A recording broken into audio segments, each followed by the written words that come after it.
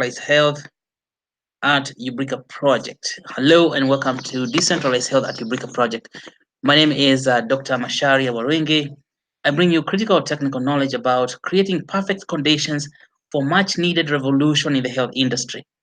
Under these new conditions, universal health access will be possible. Everyone in the world, including you and your loved ones, will have access to the best health services available.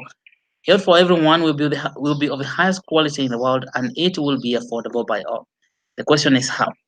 First, I come to you each and every day from the Ubrica project located at 14 degrees, not 14, 1.4 degrees south of equator. 1.4 degrees meaning that the equator is only 0.4 degrees north of here, and 37 degrees east of the central meridian. We are in the southwest suburbs of Nairobi. Today, I would like us to discuss how we can use blockchain to facilitate creation of knowledge. Knowledge is created, but some people argue that knowledge can never be created and knowledge emerges. Knowledge is always there. Like John said, in the beginning, there was a word, and the word was always there. But the word was with God, and the word is God. What this implies is that knowledge can never be created because it was always there. That is an interesting view of things brought to us by John in chapter 1 of the New Testament. In the beginning, there was the word, and word means knowledge. That means that the word smartphone was always there in the beginning, and it's up to us to look for that word and discover it. But the work of looking for a word is very expensive. And of course, that is what we're going to see today, how the word comes out from where it is hidden. So, first, the basics. Let's talk about Ubrica project and what it strives to achieve. At Ubrica project, we try to solve three fundamental problems of health production in the world. We talk about health production because health has to be produced before it is given to people or before it's provided. But there's no one who was ever known to provide something that has not been produced before. So we say that we have three problems of health production. Problem number one is lack of access to health services. Problem number two is poor quality of medical services. And problem number three is high cost of medical services. We have seen before, time and again, that lack of access to health services can occur when people do not have money to go to hospital, and of course, money to spend to improve their health. So it means that health can be produced if people are eating well because they have money. The other problem that can inhibit access is when there are no hospital to go to or there are no facilities to go to for medical care. But poor quality of medical services can occur when good knowledge to deal with medical problems is scarce. And that is why today we talk about knowledge production or knowledge creation or knowledge emergence. Basically, knowledge, as we have heard, it's not created because knowledge is always there. It is just we have to find out where that knowledge is through another process that we're going to examine today. Then, of course, we know that high cost of medical services in most of the world occurs when manufacturing of products that can be used to improve human health is stifled. And we said that medical products, production of medical products may be stifled when there is no money to facilitate knowledge production that can now be taken further through the knowledge production system. And that's why we have UBN, the Ubricoin, the cryptocurrency for universal health access, to help us underwrite that entire health production continuum. You can say there's a continuum of production of health in the Ubrica ecosystem. You can support universal health access by getting and adding Ubricoin to your portfolio of cryptos or by getting equity in the Ubrica project. Get involved. Do not sit on the sidelines of health. Buy at least $10 worth of UBN every day and hold it. And of course, very soon, if we did that, all of us together, there will be enough resources to finance health production. You can get even more involved by joining the World Ubrica Ambassador Program, where you gain deeper knowledge about the Ubrica project and continually share that knowledge with people in your circle of influence. As an ambassador, you'll be the bridge between Ubricoin, Ubrica, Sokojanja, and the people in the world. So get involved. Let us now look at how blockchain can help us with knowledge creation. And of course, we want to discuss more about knowledge emergence or generation of knowledge. I think the key word is knowledge generation because knowledge is generated through doing certain things. Now, this work is to be found in textbook under development by Susan Nyambura Njuguna and her team in the Ubrica Research and Development team. All right, let us find out how do we use blockchain to ensure that knowledge is coming out, particularly of the universities. The question is, how do you use blockchain to ensure universities around the world have enough resources to be at the forefront of research and continue to train the best and the brightest? Basically, the best and the brightest will help to exteriorize knowledge. We're not talking about only the best and the brightest in academic work. We are talking about the best and the brightest, basically, in doing things or getting things done. Let's talk about resources. We ask ourselves, what are resources? Resources are a stock or supply of money, materials, or labor. Money, materials, or labor. Resources can be drawn on by a person or organization in order to function effectively. The three major inputs an organization has to put in. The three major inputs for an organization. Number one is a human resource. That means people. And of course, that is what you're talking about when you mean the best and the brightest. An organization is reliant on bringing in skilled people to help organization accomplish its goals. There is need for high quality human resource in any country to produce, say, biomedical innovation. We know that we have people who are brilliant and skilled everywhere. It is just that these people need training, and of course, training takes money. Money has to come in huge quantities to build perfect place for innovation. And then you need materials.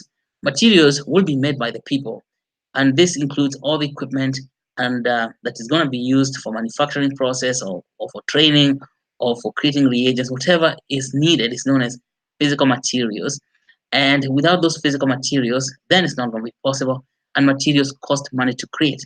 So we have some people creating materials and others providing the money for creating those materials, and some people getting trained even more. Okay? So we had yesterday that knowledge is money, or wealth is knowledge. Wealth is knowledge, and of course, learning is economic growth. So these three things, human resource, money, and materials, they work together.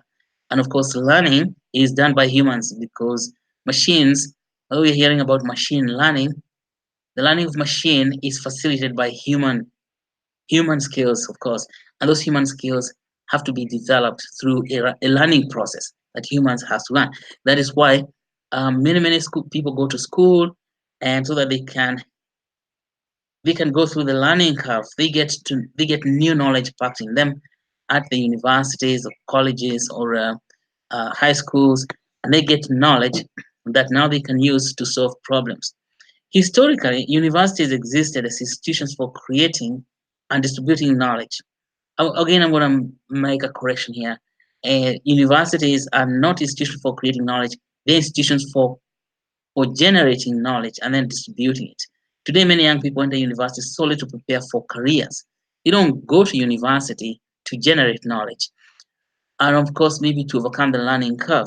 No, the university has not lived up to its expectation of why it was created.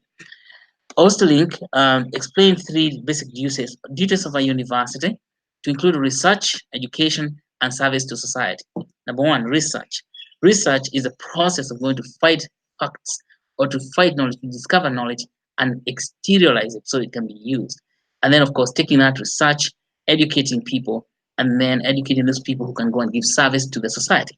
So we have three basic duties of universities: research, education, and service to the society. What we have to ask ourselves is a university doing these three things that is expected of it? Now, in Kenya, of course, for example, You have to ask, how well is the university involved in original research? Or not the university itself, but people working in the universities, whether they are students or lecturers or professors. How well are they taking that research and then packaging it into applicable materials that can be used for teaching students, education? And how well is the people working in the universities as lecturers, teachers, even students, taking their knowledge to provide service to the society? Now, if we find that the university is not leading in research, then it cannot lead in education because it has no knowledge to deliver unless it is taking this knowledge from somewhere else, from another country, for example, which is a tragedy, as is happening here in Kenya, that a lot of knowledge that is being taught in universities in Kenya has not been primarily produced in Kenya. It's knowledge that is just cloned from elsewhere. And that is very, very serious because people end up learning stuff that have no fit or working capacity in a nation. And of course, that is where the university fails to give service to the society because it's not possible to give service to society using knowledge generated in other societies. Okay? Knowledge is like a pair of shoes. You go and measure yourself, and then you fit your shoes. If knowledge doesn't is generated from another place, it doesn't fit. And if it doesn't fit, it's like wearing oversized shoes, which means that you cannot walk properly, or wearing undersized shoes, which means that you'll be pinching your feet and you cannot walk. You can't even run. So, by focusing on these three essential and interrelated tasks, a university provides an excellent platform to underline its role and relevance in today's society. Now, let's look at the three basic duties of a university and how the blockchain would help. Number one, research. Kern in 2009 explained that knowledge generated by research forms the foundation of sustainable development. Yeah. As such, knowledge must be placed in service of development by converting it into applications that can be shared to ensure widespread benefits. Through training thorough training helps students to develop effective research skills. Such students develop great analytical acumen. They are great communicators. They unpack and deliver complex scientific concepts to lay people. Well-trained students also develop critical thinking expertise. Yeah, that is globally sought. Ultimately, research is essential to economic and social development. Research is the foundation of government policies, for example. Research exposes students to current practices. It shows them how theories and models in their textbooks have evolved. It also demonstrates applications. Seeing the application and extension of textbook materials brings knowledge to life in ways that assignments, exams, and class discussions simply cannot accomplish. According to Story 2013, on blockchain, all data that go in or out are not only accurate but also tamper resistant. Nobody can alter data, so a researcher can be sure of authenticity and reliability of the data. Blockchain technology also enables data linking together so that researchers no longer have to reach out to several different sources to compile and analyze data. Now, this work is very, very expensive. And of course, a researcher needs, it's not only expensive, consumes a lot of brain power. And a researcher who does not have enough money will not have enough food to eat, and therefore the brain power begins to diminish just like that. And then he gets distracted, and then he has to look for money by doing other things that we call side hustle. So blockchain money, like Ubrica, is very, very useful because it takes away all these distractions of these hassles of life from the research scientist to so that he can focus on the research itself. And research requires 100% concentration, sometimes 110 or 120% concentration, because as a researcher, you don't stop working. You're working like on a continuous basis. And if you don't have enough money, you don't feel secure financially, then you're not going to concentrate on that research, and you won't be able to make firm conclusions about whatever you're trying to find out. So we're saying that we're putting out UBN, and yesterday we spent quite some time talking about science and technology parks. We're putting aside a whole bunch of UBN to help our research scientists to get protected time so that they do not have to be very worried financially when they want to focus on the research itself. What about education? The basic duty of education is to familiarize students with methods of coping with rapidly growing and changing knowledge. And as we said yesterday, from George Gilder's theory of, info, of information capitalism, we found out that learning is economic growth. Learning is economic growth. And what George Gilder is alluding to is what we just said. Methods of coping with rapidly growing and changing knowledge. When knowledge changes, people need to learn the new knowledge. And learning the new knowledge is what brings about economic growth because number one, there's going to be the teachers and consultants teaching people about the new knowledge, and that brings money. So learning curve, helping people to surmount the learning curve is what brings about development of the economy. Then the new knowledge is packaged in applications or let's say in technologies, and then people in general in the world, the general population is going to want to be trained how to use those technologies, and that brings in a lot of money, causes economic growth. The basic requirement is to design education in such a way that the focus is more on learning than on teaching. Learning is infinite and can take place anywhere, anytime. It's clear that education is an essential part of university's contribution to society. This contribution can only be reliable if there is sufficient guarantee of quality of education. But learning is of high quality. Learning is of high quality. Again, um, to learn requires that someone has money. It's not possible to learn from an empty pocket. Money is so important so that if I want to learn how to use blockchain, I have to find someone who knows how to use or what blockchain is all about, and then I have to pay him. This is what's called fees. And without money, like we are in a situation of desert of money in Kenya, then a lot of people will not go to learn anything. They just slide and hang out. So we have a massive young population which is not learning the skills because there is no money for them to get education. And even if we have now about 66 universities in Kenya, learning is not in solid state because there just isn't enough money even to equip the institution with that what's called guaranteed quality of knowledge. The knowledge itself is not in solid state because there isn't enough money to gather the highest quality knowledge possible. Even if people are very brilliant, without money, it is very difficult to generate knowledge of high quality.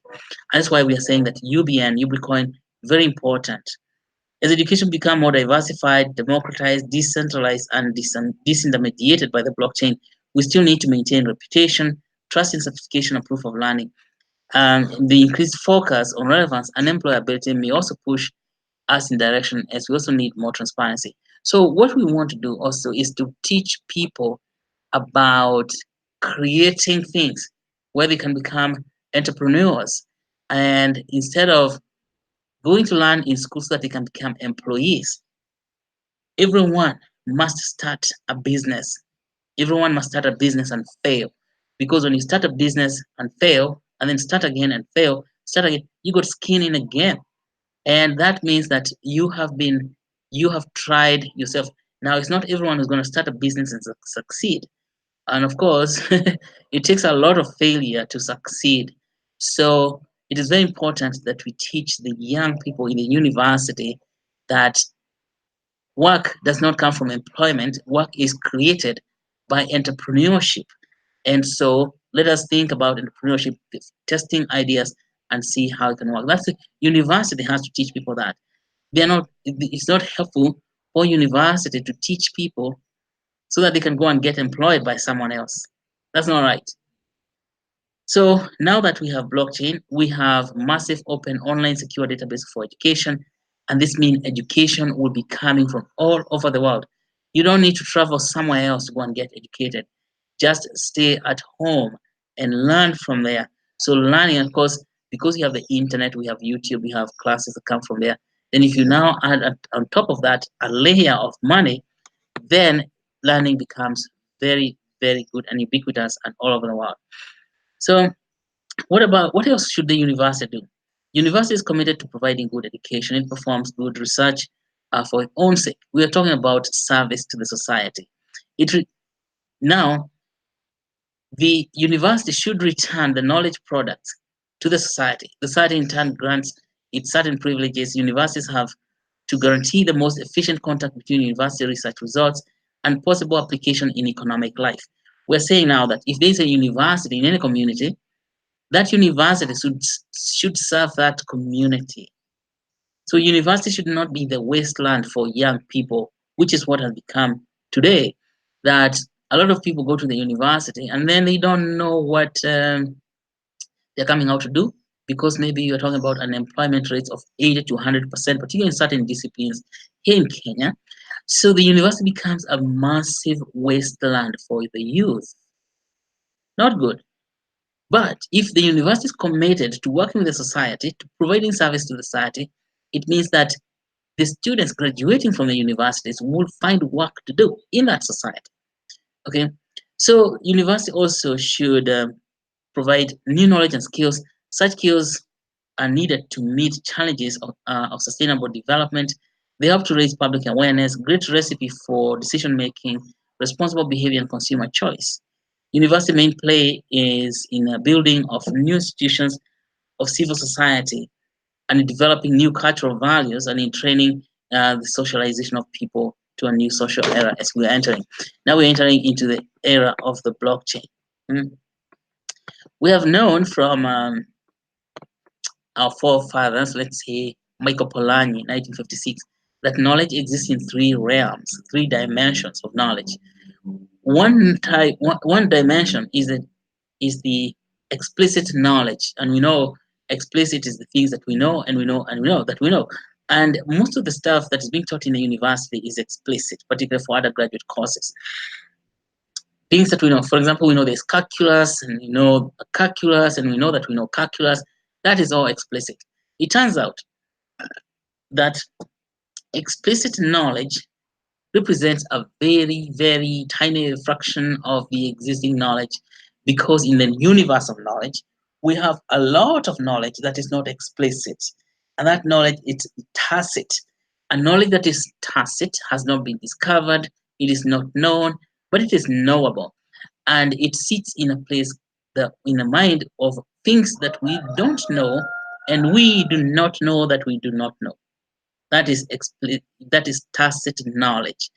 Now, the job of the researchers and scientists and anyone, or even if the school itself or university, is to help the students dive into this tacit dimension, which contains knowledge of things that we do not know and we do not know that we do not know. Okay? For example, Satoshi Nakamoto in 2008 went into the tacit dimension and came out with a Bitcoin. Before 2008, we did not know that there was a Bitcoin. And we did not know that we did not know there was a Bitcoin because no one ever told us that there will be Bitcoin. So no one had told us. And when Satoshi dove into that dimension, he found interesting things that he could assemble together to create Bitcoin. So Bitcoin itself is not brand new technology. It's a combination or an aggregation of previously created technologies, about 4 of them.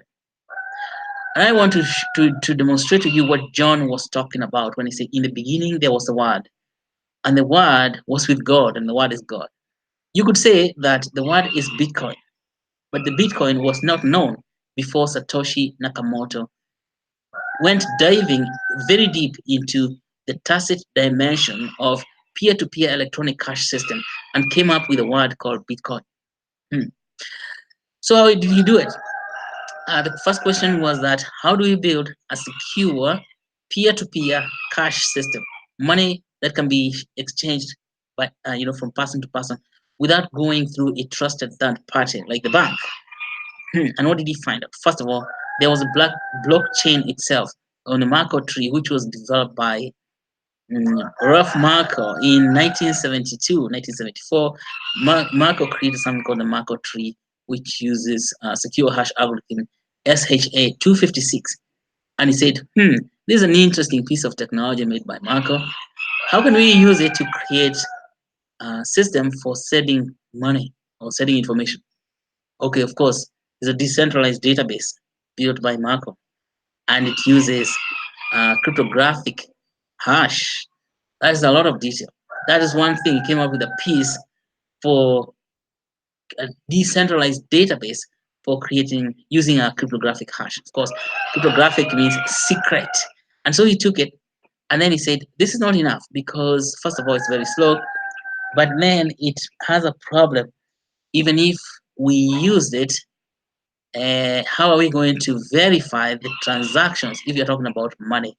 He took another piece of technology developed by Adams back in 1997, known as Adams Cash, and I won't give you the details of how Adams Cash worked, but he said, "This is another piece of technology we can use, and let's use it." But then it has another problem.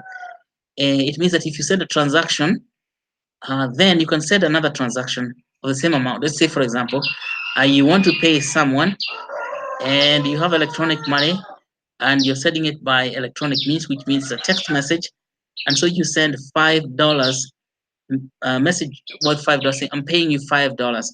And of course, Adams um, Adams Adams technology comes in and it has the proof of work to show that you know uh, this this transaction has come from a certain person and that person is or address that address is authentic. It's verifying the source of the transaction and where it's going. There's actually five $5 from that wallet, and that $5 is good to go. So Adam's technology could do that, but Adam's technology did not stop someone from sending the same message to someone else, just like the way we send WhatsApp messages, because it's the only information technology in the internet.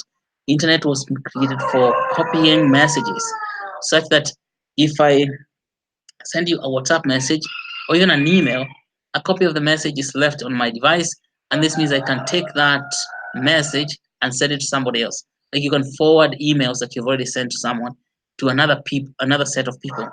And so, although Adam's Cache would help to prove the authenticity of the origin of the message, it did not help to stop people from sending the same messages. And you don't want that for money. You don't want somebody to send a copy of the same money that you just sent someone else. And so he said, what is the problem here? He said, no, it's about time. Okay? If I send the message this second and I send the message the next second, it's not the same message. And so Satoshi pieced all those. We mean Satoshi Nakamoto of Bitcoin. He pieced all those technologies, and then of course he created the timestamp, which now solved the final problem, which is known as a double spending problem. Like you cannot send the same message twice. Okay? You cannot send the same money twice. Double spending. And so he resolved the double spending problem by inserting the timestamp and saying, if the message has gone at this time and you send the same message one time later, then is not the second message is not valid, is invalidated on the blockchain. And so you can see that's how he made the Bitcoin. So the Bitcoin came to life in 2008 as a combination of several technologies that were already invented in the past. We have said that there was Marco tree, 1970s, and then we had Adam Cash in 1990s, and then adding time, Satoshi's original work, and then we have Bitcoin. All that knowledge was there. He did not go to the moon to get knowledge; it was here on the planet Earth. And so, what he did was to take these different ideas that have come in the past, piece them together, add another thing into a glue, and then he called it Bitcoin. That was in the tacit dimension. So that work of bringing knowledge from the past and then rearranging it in certain ways so that it can produce brand new thing that works differently is known as exteriorization of knowledge. It is very, very difficult work. And of course, it can take years to exteriorize knowledge and to rearrange it differently so that you arrange the pieces different so they can produce something brand new. And that work is a work of creation. But I don't like to call it creation. It's the work of generating or the work of generation of knowledge, getting the knowledge from the tacit dimension, exteriorizing it out, and then creating something new that is explicit, like Bitcoin. So if Satoshi did not have money to support him during that time he was doing all that thinking, he would never have reached to that level. And this is why we see that we need now, we're very lucky Satoshi did that because now that means that there will be money available for that type of work. And so we have UBN to support smart people, very, very clever people in the world who can sit down and exteriorize knowledge from that tacit dimension.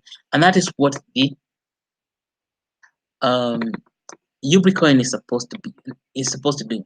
So universities should then become these places where there's a lot of people there working to exteriorize knowledge through in-depth research, very, very deep, profound research, and seeing how the pieces of knowledge that has occurred in the past can be rearranged and then added something else to create brand new things.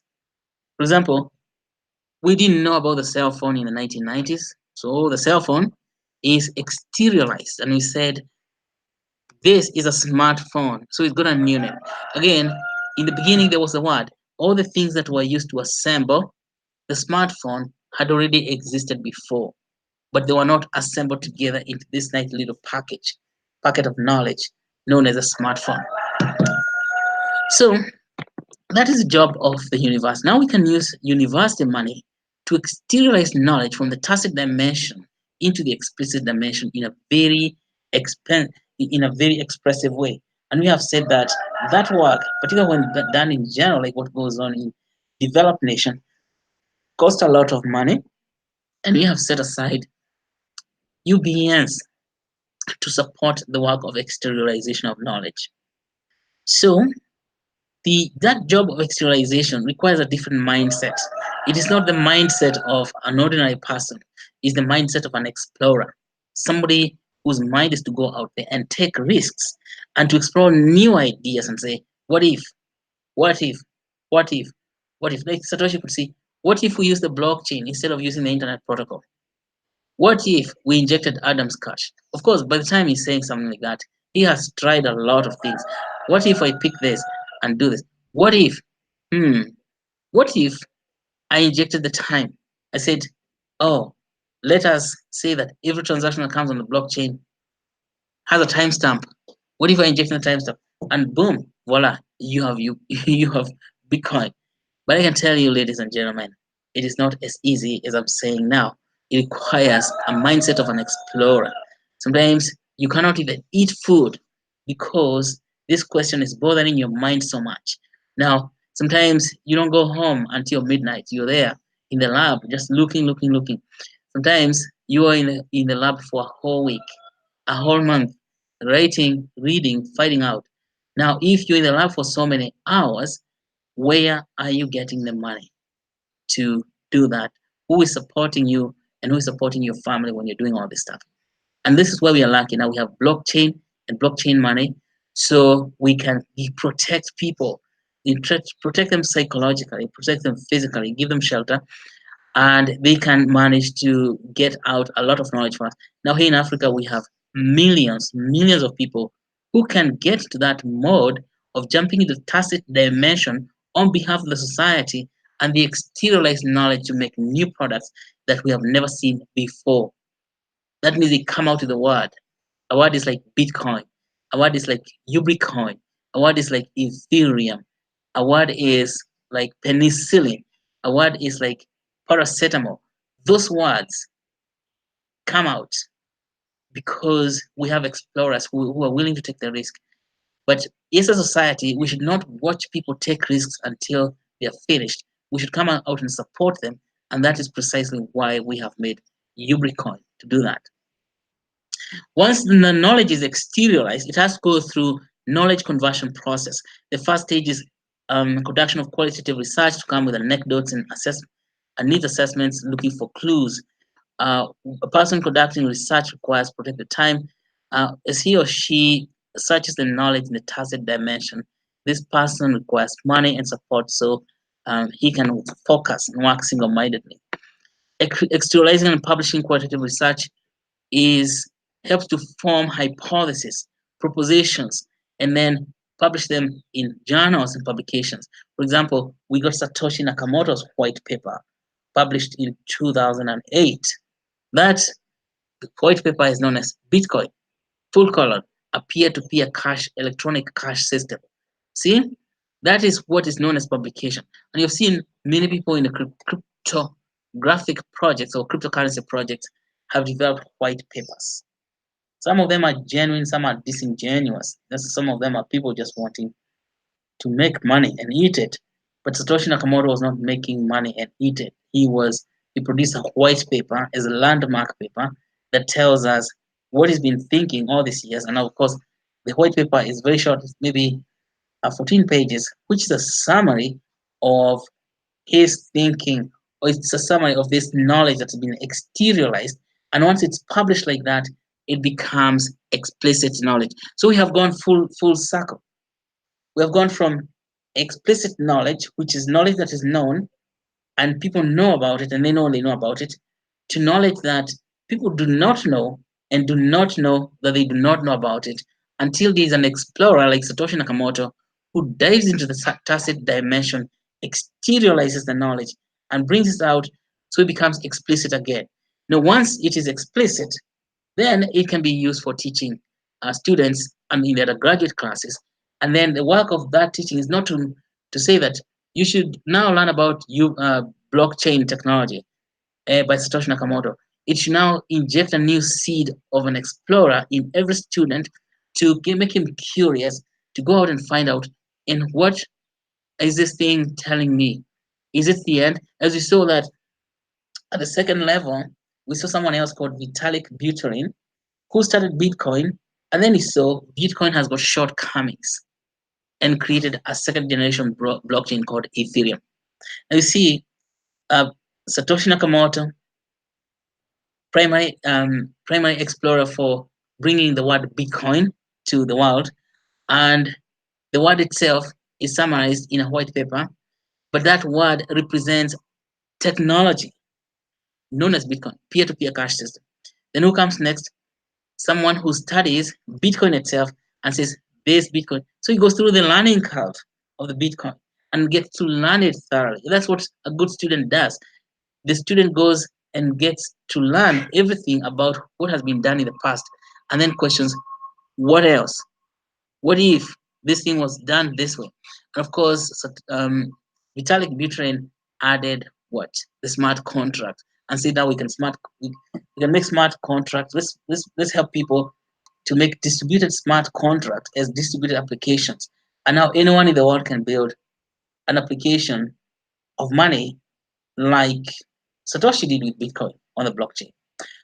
And so we saw emergence of Ethereum from the tacit dimension. So what you're saying is that Vitalik Buterin dive in again into the tacit dimension of the now already created blockchain known as Bitcoin and the cryptocurrency known as Bitcoin on Bitcoin blockchain, and came out with brand new blockchain known as Ethereum.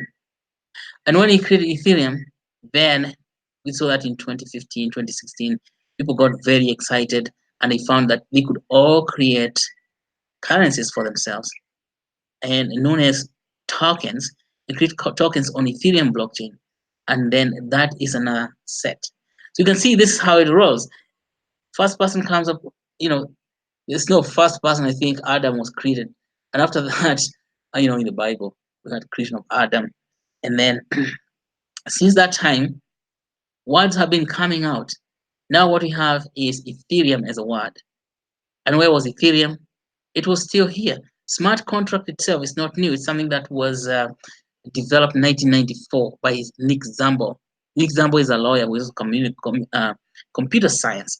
So you see, Vitalik Buterin also went back and looked at what else can we use, and he said, let us check Nick Szabo's smart contract, see how it would work, and then boom, inside the blockchain, and then becomes smart contracts on Ethereum platform. And from there, you can create decentralized autonomous organizations. You can create new cryptocurrency. You can create utility tokens. You can create equity tokens, all types of things, and that is just remarkable. So, ladies and gentlemen, in short, I'm saying that after the knowledge has been exteriorized the first time, then there comes this phase of things that we do not know, and we know that we do not know them.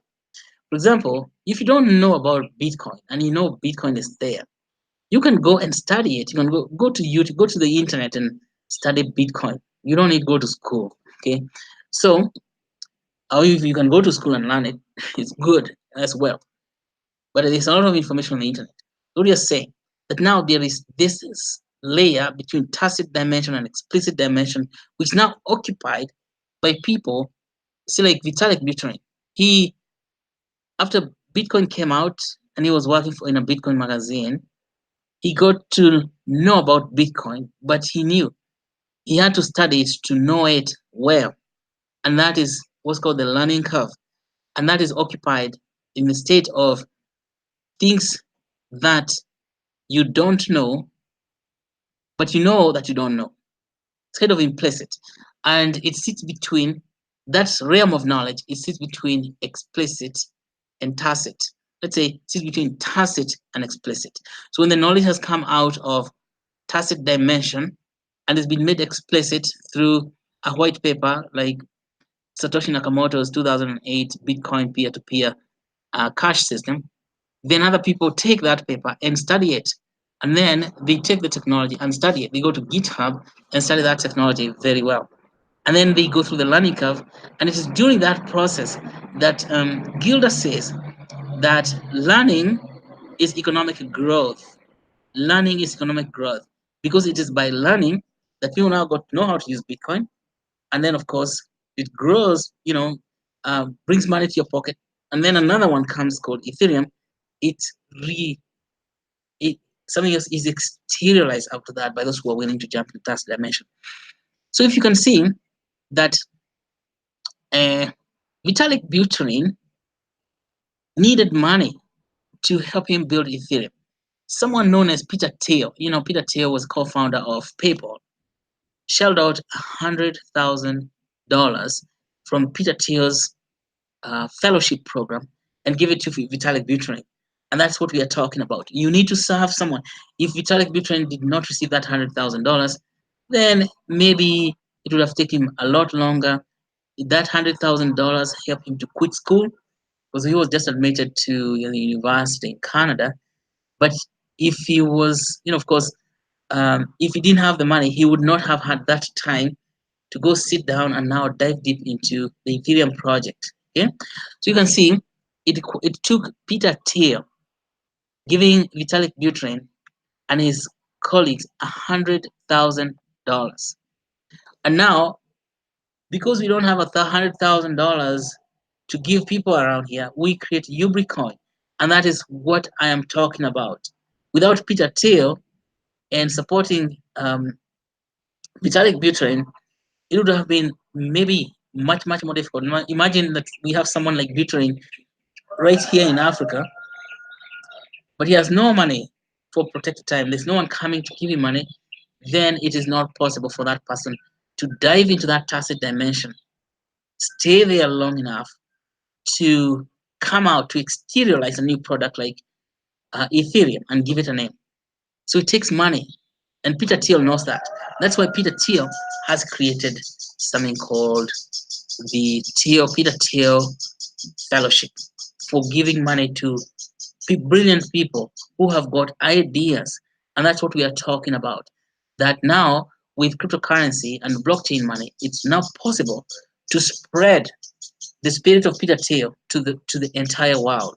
Okay, as if the King Kenya was saying, we're going to work with 66 universities and their communities, so that we can give money to people with brilliant ideas, such as Vitalik Buterin, and there's so many Vitalik Buterin in our communities. So, ladies and gentlemen, I don't want to belabor the point. I think you have understood that money is needed. Now we have UBN, and of course, we're going to follow the example of Peter Thiel and what he did with Vitalik Buterin to help the Vitalik himself to jump into that tacit dimension 100% with his passion and bring out Ethereum. Again, Ethereum was already always present. It was arranged in different technologies. This is why we said in the beginning there was a word. So the words that we need to describe the technologies to solve the problems here in Africa are already there, according to John 1 chapter 1. In the beginning there was a word, the Word was with God, and the Word is God.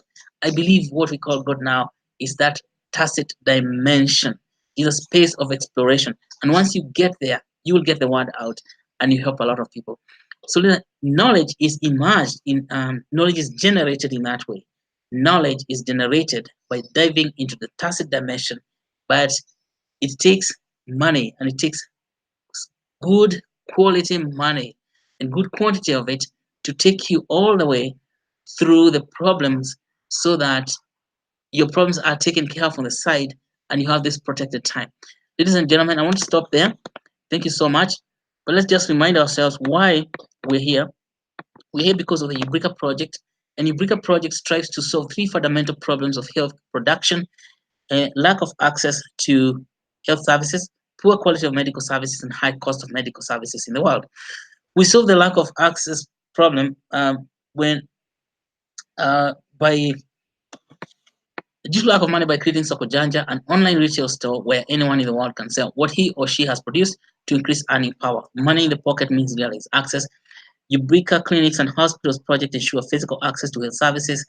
Ubrica science and technology parks create places for translation and commercialization of new and relevant knowledge, ensuring best quality of medical services in the world. And Ubrica Biomedical Industrial City promotes local manufacturing of biomedical products, reducing the cost of medicines and medical devices and health services in general, making health affordable.